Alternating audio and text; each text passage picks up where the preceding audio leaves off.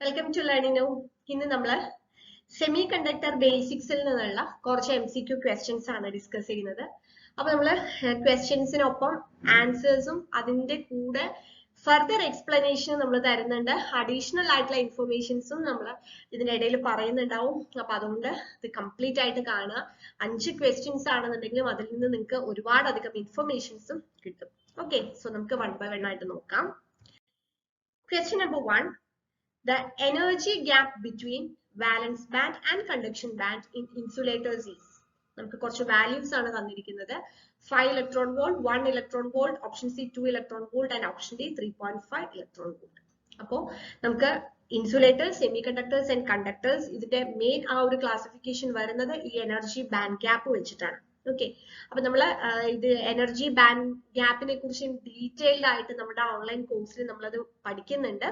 അപ്പൊ ആ energy band ഗ്യാപ്പിൽ ആ വരുന്ന ഡിഫറൻസ്, ആ വാല്യൂ എത്രയാണെന്നുള്ളത് നമ്മൾ കറക്റ്റ് ആയിട്ട് അറിഞ്ഞിരിക്കണം. ഇൻസുലേറ്റേഴ്സിന്റെ കേസിൽ it will be high, that is above 5 electron volt ഒക്കെ ആയിരിക്കും ഇൻസുലേറ്റേഴ്സിന്റെ കേസിൽ വരുന്നത്. സെമി കണ്ടക്ടറിന്റെ കേസിൽ എന്ന് പറയുമ്പോൾ അത് കുറച്ചും കൂടെ കുറവായിരിക്കും. ഇപ്പൊ നമുക്കറിയാം സിലിക്കണിന്റെ കേസിൽ 1.1 ഇലക്ട്രോൺ വോൾട്ട് ആണ്, ജെർമീനിയം 0.7 ഇലക്ട്രോൺ വോൾട്ട് ആണ്.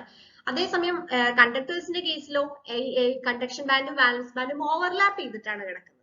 ഓക്കെ, അപ്പൊ അവിടെ എനർജി ബാൻഡ് ഗ്യാപ്പ് കാര്യമായിട്ട് ഉണ്ടാവില്ല. അപ്പൊ നമുക്ക് ഈ ക്വസ്റ്റ്യനിൽ ഏതാ ചോദിച്ചിരിക്കുന്നത്? ഇൻസുലേറ്റേഴ്സിന്റെ കേസ് ആണ് ചോദിച്ചിരിക്കുന്നത്. അപ്പൊ ഫ്രം ദ ഗിവൺ ഓപ്ഷൻസ് നമുക്ക് ഇതിൽ 5 ഇലക്ട്രോൺ വോൾട്ട് ചൂസ് ചെയ്യാം. Okay, so that is 5 electron volt. Option A is the correct answer. Next question idana, the minority carriers in a semiconductor is produced by. ഒരു സെമി കണ്ടക്ടറിലെ minority carrier എങ്ങനെയാണ് produce ചെയ്യുന്നത്? By doping, by electron hole pair, option C bound electrons and option D none of the above. See here, കാര്യം നമുക്ക് semi conductor എന്താണെന്നും അതിലെ majority carrier, minority carrier, P ടൈപ്പിൽ ഏതാ, എൻ ടൈപ്പിൽ എല്ലാം അറിയാം. പക്ഷെ ക്വസ്റ്റ്യൻ നോക്കൂ, ക്വസ്റ്റ്യൻ എന്താ ചോദിച്ചിരിക്കുന്നത്? സെമി കണ്ടക്ടറിൽ മൈനോറിറ്റി കാരിയർ എങ്ങനെയാണ് പ്രൊഡ്യൂസ് ചെയ്യുന്നത്? ക്ലിയർ? അപ്പൊ നമ്മൾ അറിഞ്ഞിരിക്കേണ്ട ഒരു കാര്യം എന്താന്ന് വെച്ച് കഴിഞ്ഞാല്, ഇപ്പൊ സെമി കണ്ടക്ടറിൽ നമുക്ക് അറിയാം പ്യുവർ ഫോമിലുള്ള സെമി കണ്ടക്ടറിനെയാണ് നമ്മൾ ഇൻട്രിൻസിക് സെമി കണ്ടക്ടർ എന്ന് പറയുന്നത്, അല്ലെ? അപ്പൊ ഇൻട്രിൻസിക് സെമി കണ്ടക്ടറിലും നമ്മൾ ടെമ്പറേച്ചർ ഇൻക്രീസ് ചെയ്യുമ്പോൾ എന്ത് ഉണ്ടാവുന്നുണ്ട്? അവിടെ ഇലക്ട്രോൺ ഹോൾ പെയർസ് ഉണ്ടാവുന്നുണ്ട്. എക്സ്ട്രിൻസിക് സെമി കണ്ടക്ടർ എന്ന് പറയുന്നത് നമ്മൾ ഇമ്പ്യൂരിറ്റി ആഡ് ചെയ്തിട്ടുള്ളതാണ് നമ്മൾ എക്സ്ട്രിൻസിക് സെമി കണ്ടക്ടർ ആയിട്ട് പറയുന്നത്. അവിടെ നമ്മൾ എൻ ടൈപ്പും ഉണ്ട്, പി ടൈപ്പും ഉണ്ട്. ട്രൈവാലന്റ് ഇമ്പ്യൂരിറ്റി ആഡ് ചെയ്യുമ്പോൾ നമുക്ക് പി ടൈപ്പ് കിട്ടും, പെന്റാവാലന്റ് ഇമ്പ്യൂരിറ്റി ആഡ് ചെയ്യുമ്പോൾ നമുക്ക് എൻ ടൈപ്പ് കിട്ടും. പി ടൈപ്പിൽ നമ്മൾ പറയുന്നുണ്ട് അവിടെ ഹോൾസ് ആണ് മെജോറിറ്റി കാരിയേഴ്സ്, എൻ ടൈപ്പിലാണെങ്കിൽ ഇലക്ട്രോൺസ് ആണ് മെജോറിറ്റി കാരിയേഴ്സ്. അത് എങ്ങനെ അത് മെജോറിറ്റി കാരിയർ ആവുന്നു എന്നുള്ളതൊക്കെ നമ്മൾ ആ ക്ലാസ്സിൽ അത് ഇൻ ഡീറ്റെയിൽഡ് ആയിട്ട് വിത്ത് ഫിഗർ നമ്മൾ പറഞ്ഞിട്ടുണ്ട്.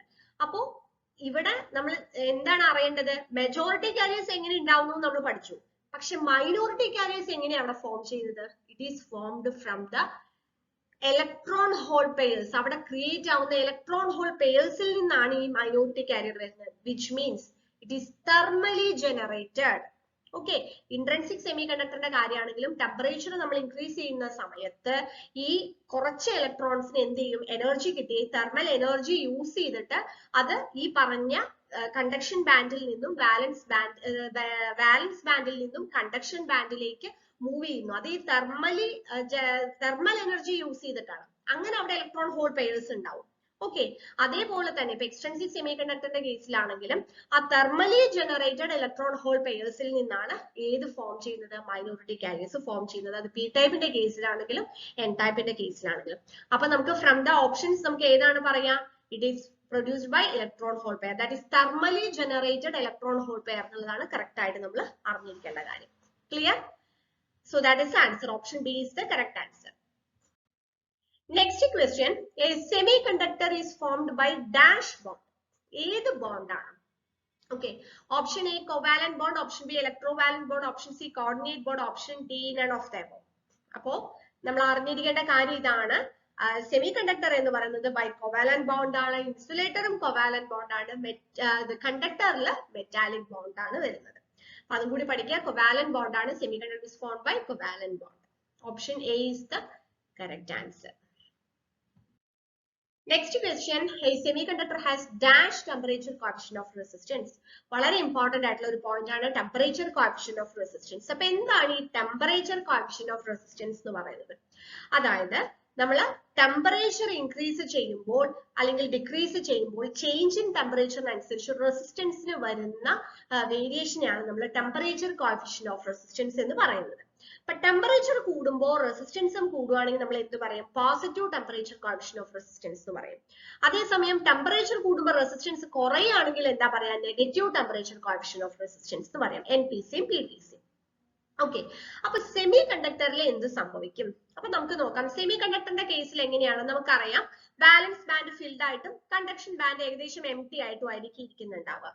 ലോ ടെമ്പറേച്ചറിന്റെ കേസിൽ അതാണ് സംഭവിക്കുന്നുണ്ടാവുക. ഇനി നമ്മൾ ടെമ്പറേച്ചർ ഇൻക്രീസ് ചെയ്യുന്ന സമയത്ത് നമുക്ക് എന്താ സംഭവിക്കുന്നത്? ഈ ബാലൻസ് ബാൻഡിലുള്ള ഇലക്ട്രോൺസിന് ഈ തെർമൽ എനർജി യൂസ് ചെയ്തിട്ട് അതിന് എന്ത് ചെയ്യാൻ പറ്റും? കുറച്ച് ഈ ബാൻഡ് ഗ്യാപ്പ് ക്രോസ് ചെയ്തിട്ട് ഇവിടുന്ന് കണ്ടക്ഷൻ ബാൻഡിലേക്ക് മൂവ് ചെയ്യാൻ പറ്റും. അങ്ങനെയാണ് നമ്മൾ കണ്ടക്ടിവിറ്റി ഇൻക്രീസ് ചെയ്യുന്നു നമ്മൾ പറയുന്നത്, അല്ലെ? അപ്പോ അങ്ങനെ ആവുമ്പോൾ നമുക്ക് എന്താ പറയുന്നത്? That is as temperature is increased more valence electrons cross over to the conduction band and conductivity increases, which means അവിടെ റെസിസ്റ്റൻസിന് എന്താ സംഭവിക്കുന്നത്? റെസിസ്റ്റൻസ് കുറയുന്നു, അല്ലെ? ടെമ്പറേച്ചർ കൂടുമ്പോൾ ബാലൻസ് ബാൻഡിലുള്ള ഇലക്ട്രോൺസ് ആ തെർമൽ എനർജി ഉപയോഗിച്ച് കണ്ടക്ഷൻ ബാൻഡിലേക്ക് പോയിട്ട് അവിടെ നമ്മൾ കണ്ടക്ഷൻ പോസിബിൾ ആവുന്നു, അല്ലെങ്കിൽ അത് കണ്ടക്ഷൻ ഇലക്ട്രോൺസ് ആയിട്ട് മാറുന്നു. കണ്ടക്ടിവിറ്റി ഇൻക്രീസ് ചെയ്യുകയാണ് ചെയ്യുന്നത് മെറ്റീരിയലിന്. അപ്പൊ അവിടെ റെസിസ്റ്റൻസ് എന്താ സംഭവിക്കുന്നത്? കുറയുന്നു. അപ്പൊ ടെമ്പറേച്ചർ കൂടുമ്പോൾ റെസിസ്റ്റൻസ് കുറയാണ് സെമി കണ്ടക്ടറിൽ സംഭവിക്കുന്നത്. അപ്പൊ നമുക്ക് അതിന്റെ ടെമ്പറേച്ചർ കോഎഫിഷ്യന്റ് ഓഫ് റെസിസ്റ്റൻസ് എന്താണെന്ന് പറയാൻ പറ്റും? Negative temperature coefficient of resistance. Clear ആയല്ലോ? So a semiconductor has negative temperature coefficient of resistance. So correct answer is option A. And the next question, the resistivity of pure germanium under the standard condition is above.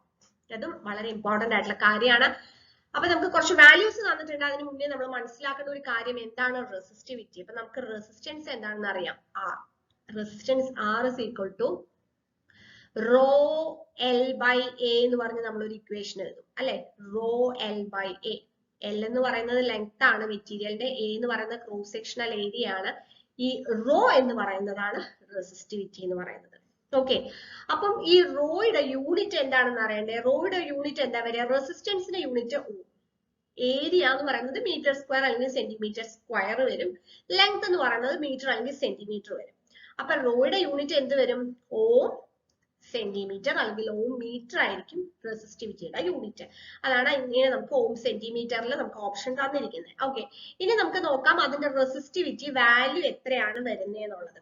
അപ്പൊ അതിന്റെ ഒരു range ആണ് ഇവിടെ കൊടുത്തിരിക്കുന്ന ohm സെന്റിമീറ്ററിൽ. Increasing റെസിസ്റ്റിവിറ്റിയിൽ we have copper, germanium, silicon, glass കൊടുത്തിട്ടുണ്ട്. Okay, അപ്പൊ അതിന്റെ റേഞ്ച് കണ്ടില്ലേ എത്രയാ വന്നിരിക്കുന്നത്? 10⁻³ to 1 ഇടയിലാണ് ജെർമേനിയം, അതിനേക്കാളും കൂടുതലായിട്ടാണ് നമുക്ക് സിലിക്കൺ വരുന്നത്.